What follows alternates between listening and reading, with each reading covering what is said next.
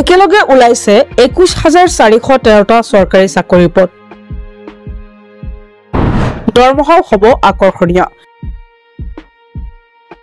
মাত্ৰ 100 টকাৰে কৰক আবেদন। ভাৰতীয় ডাক বিভাগত 21,413টা পদৰ বাবে নিযুক্তিৰ অধিসূচনা জাৰি হৈছে। আবেদন প্ৰক্ৰিয়া অনলাইন যোগে আৰম্ভ হৈছে আৰু শেষ 3 মাৰ্চ তাৰিখে হ'ব।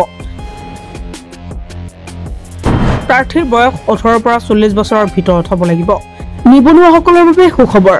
কেন্দ্ৰীয় যোগাযোগ মন্ত্ৰালয়ৰ অধীনত ভাৰতীয় ডাক বিভাগত ওলাইছে চাকৰিৰ সুযোগ। শেহতীয়াকৈ এই কথা উল্লেখ কৰিছে ডাক বিভাগে নিযুক্তিৰ অধিসূচনা জাৰি কৰিছে। একাধিক পদৰ বাবে কৰ্মচাৰী নিযুক্তি দিয়া হ'ব বুলি জানিব পৰা গৈছে।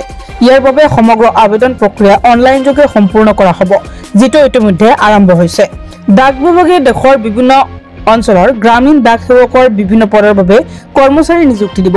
মুঠ খালী পদৰ সংখ্যা হৈছে 21,413টা। যিবোৰ পদত নিযুক্তিপ্ৰাপ্তসকলে GDSৰ অধীনত কাম কৰাৰ সুযোগ পাব সেইবোৰ শাখা হ'ল শাখা ডাক মাষ্টাৰ, সহকাৰী শাখা ডাক মাষ্টাৰ আৰু ডাক সেৱক। সকলো পদত আবেদন কৰিবলৈ প্ৰাৰ্থীৰ বয়স 18 পৰা 40 বছৰৰ ভিতৰত হ'ব লাগিব। সংৰক্ষিত শ্ৰেণীৰ বাবে ৰেহাই দিয়া হ'ব। BPMৰ পদত নিযুক্তি পোৱাসকলৰ দৰমহাৰ পৰিসৰ প্ৰতি মাহে 12ৰ পৰা 29,380 টকা।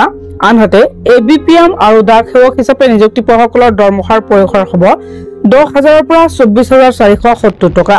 শিক্ষাগত অৰ্হতাৰ ওপৰত নিৰ্ভৰ কৰি যোগ্যতাৰ ভিত্তিত বিভিন্ন পদৰ বাবে চৰকাৰী নিযুক্তি দিয়া হ'ব। ইয়াৰ বাবে প্ৰাৰ্থীসকলে ডাক বিভাগৰ ৱেবছাইটত গৈ সকলো নথিপত্ৰৰ সৈতে আবেদন জমা দিব লাগিব।